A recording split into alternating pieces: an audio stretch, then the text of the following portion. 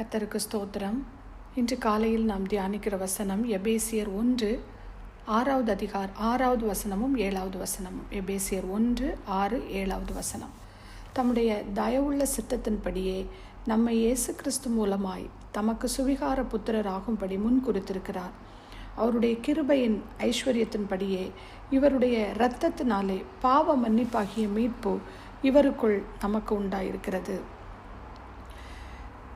எபேசியரில் முதல் சில அதிகாரங்களில் கர்த்தரின் மகிமையான கிருபையை புகழ்ந்து பேசுவதில் ஒரு உயர்ந்த உச்சமான வசனங்கள் அதில் இருக்கிறது.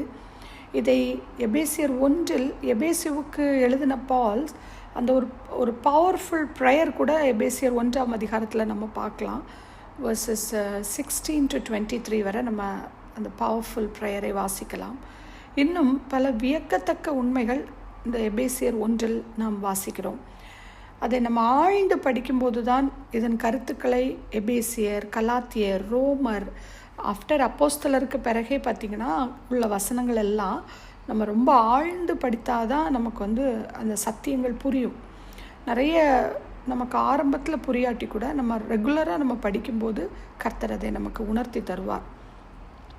எபேசியர் 1:4வது வசனத்தில் நாம் வாசிக்கும் போது, தமக்கு முன்பாக நாம் அன்பில் பரிசுத்தமுள்ளவர்களும் குற்றமில்லாதவர்களுமாய் இருப்பதற்கு அவர் உலக தோற்றத்துக்கு முன்னே கிறிஸ்துவுக்குள் நம்மை தெரிந்து கொண்டார். இப்போ உலக தோற்றத்துக்கு முன்னே நம்மை அவருக்காக தெரிந்தெடுப்பது என்பது சாதாரண விஷயமா? அப்போ நாம் பிறப்பதற்கு முன்னமே அவருடைய தயவுள்ள சித்தத்தின்படியே இயேசு கிறிஸ்து மூலமாய் தமக்கு சுவிகார புத்திரராகும்படி முன் குறித்திருக்கிறார். இந்த சுவிகார புத்திரர் என்ற தயவு நமக்கு எப்படி கிடைத்தது? அதுதான் வசனம் 7, இன்றைக்கு நாம் வாசித்த மெடிடேஷன் வேர்ட். இயேசு கிறிஸ்துவின் இரத்தத்தினாலே பாவ மன்னிப்பாகிய மீட்பு அவருடைய கிருபையின் ஐஸ்வர்யத்தின்படி நமக்கு அவருடைய சித்தத்தின்படி நம்மை ஏற்றுக்கொண்டார். எபேசியர் 1:3 வாசிக்கும் போது, அவர் கிறிஸ்துவுக்குள் உன்னதங்களிலே ஆவிக்குரிய சகல ஆசிர்வாதத்தினாலும் நம்மை ஆசிர்வதித்திருக்கிறார். அவருக்குள் உள்ள ஆவிக்குரிய ஆசிர்வாதம் நமக்கு கிறிஸ்துவில் உள்ள புதிய அடையாளம். அந்த வாக்குத்தத்தம் பண்ணப்பட்ட நமக்கு பரிசுத்த ஆவியால் அவருக்குள் முத்திரை போடப்பட்டிருக்கிறோம். நாம் இப்போ நாம் அவருக்கு சொந்தமானவர்களாக இருக்கிறோம், சொந்தமான பிள்ளைகளாக இருக்கிறோம். இந்த அதிகாரத்தில் குறிப்பாக திருத்துவத்தின் அந்த 3 நபர்களும், ட்ரினிட்டின்னு நம்ம சொல்லுவோம், நமக்கு இந்த ஆசீர்வாதங்களை வழங்குகிறதை நாம் பார்க்கிறோம். எபேசியர் 1:3வது வசனத்தில் பார்க்கும்போது, பிதாவாகிய கர்த்தர் நம்மை கிறிஸ்துவில் இருக்க தேர்ந்தெடுத்தார், அவருக்கு முன்பாக பரிசுத்தமாகவும் குற்றமற்றவர்களாகவும் இருக்க. அடுத்தது எபேசியர் 1:4-7வது வசனத்தில் பார்க்கும்போது, கிறிஸ்துவினுடைய இரத்தத்தினாலே நாம் பிள்ளைகளாக ஆக்கப்பட்டிருக்கிறோம் என்பதை உலக தோற்றத்துக்கு முன்னே அவர் தீர்மானித்தார். குமாரனாகிய கர்த்தர் நமக்கு அதனால் ஒரு புதிய அடையாளத்தை தந்து அவரில் அவர் சிந்திய இரத்தத்தின் மூலம் நமக்கு மீட்பும் மன்னிப்பும் நமக்கு கிடைத்தது. அடுத்து எபேசியர் 1:13-14 வசனத்தின்படி பரிசுத்த ஆவியானவர். முதல்ல நம்ம பிதா பார்த்தோம், அப்புறம் குமாரனை பார்த்தோம், இப்போ பரிசுத்த ஆவியானவர் பாருங்க. கர்த்தர் விசுவாசிகளை வாக்குத்தத்தம் பண்ணப்பட்ட பரிசுத்த ஆவியால் முத்திரை போடப்பட்டதும் அன்றி நமக்கு நித்திய ஜீவனை தந்திருக்கிறார். ஸோ இங்கே பிதா, குமாரன், பரிசுத்த ஆவியானவர் மூவரும் இணைந்து சிலுவையில் கிறிஸ்து மூலமாய் நமக்கு மீட்பு உண்டாக்கப்பட்டது. இது நமக்கு உன்னதங்களிலே உள்ள ஆவிக்குரிய ஆசீர்வாதம் தானே. இதைத்தான் இந்த இடத்துல ஒரு ஆவிக்குரிய ஆசீர்வாதம் என்று சொல்லப்படுகிறது. ஏனென்றால் எபேசியர் 2:1 அக்கிரமங்களினாலும் பாவங்களினாலும் மரித்தவர்களாய் இருந்த உங்களை உயிர்ப்பித்தார். ஸோ நமக்கு மீட்பு தேவை என்பதை அவர் அறிந்திருந்தார். நாமும் அறிகிறோம். நாம் சரீர பிரகாரமாக உயிருடன் இருந்தோம், அதாவது பாவத்திற்கு அடிமைகளாக இருந்து உலகத்திற்கும் பிசாசுக்கும் நம்முடைய சொந்த மாம்சத்திற்கும் அடிமைகளாக நடந்தோம் என்று எபேசியர் 2:2-3 நம்ம வாசிக்கலாம். இறுதியில் நாம் தேவனுடைய கோபத்திற்கு தகுதியானவர்களாக இருந்தோம். அதாவது நம்மால் ஒருபோதும் திருப்பி செலுத்த முடியாத ஒரு கடனை நாம் பெற்றிருந்தோம். ரோமர் 5:10 வாசிப்பது போல் நாம் தேவனுக்கு சத்துருக்களாக இருந்தோம் என்ற அந்த இடத்துல நாம் வாசிக்கிறோம்.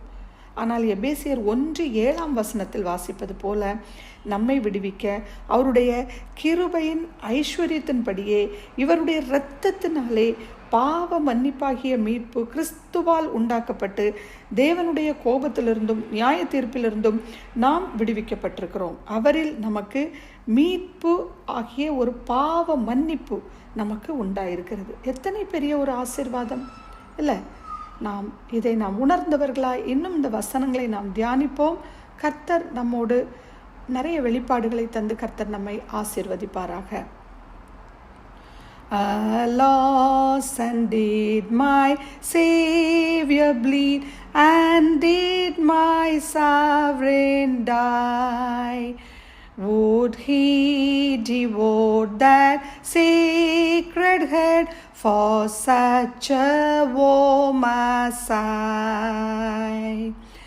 At the cross, where I first saw the light, and the burden of my heart rolled away.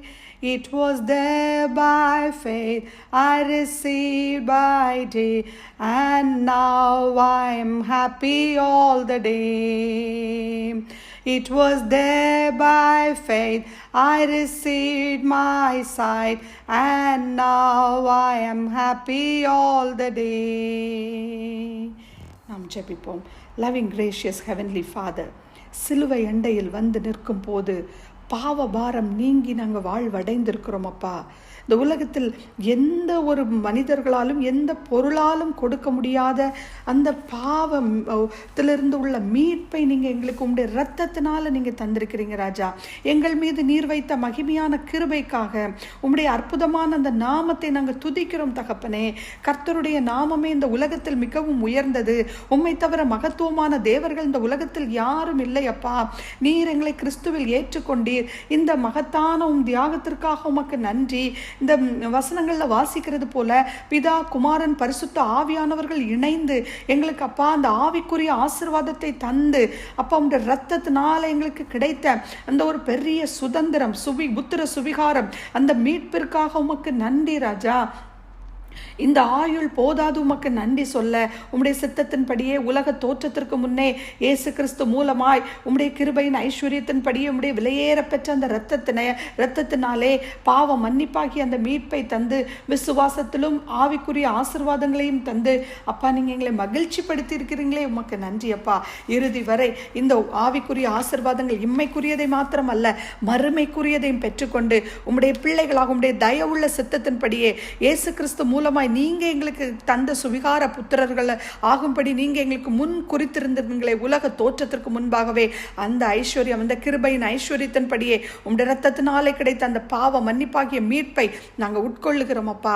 இந்த இருதய பலகையிலே அப்பா ஒவ்வொரு நிமிஷம் உம்மை துதிக்க 24/7 உம்முடைய துதி மாத்திரம் எங்களுடைய உள்ளங்களில் ஏறெடுக்கப்பட எங்கள் உதடுகளில் ஸ்தோத்திர பலிகளாகிய அப்பா அந்த கனிகளை நாங்கள் ஏறெடுத்து கொண்டிருக்க நீங்கள் கிருபை தாங்க ராஜா. இன்னும் பல பேருக்கு பிரயோஜனம் உள்ள ஆத்துமாக்களாக எங்களை மாற்றுங்க. இந்த நாள் முழுவதும் இந்த வசனங்கள் எங்களோடு தெளிவோடும் அதிகாரத்தோடும் அப்பா எங்களோடு இடைப்படட்டும் என்று துதிக்கிறோம். எங்களோடு கிரியை செய்யட்டும். தாழ்த்தி எங்களுடைய பாதத்தில் ஒப்பு கொடுத்து ஜெபிக்கிறேன்.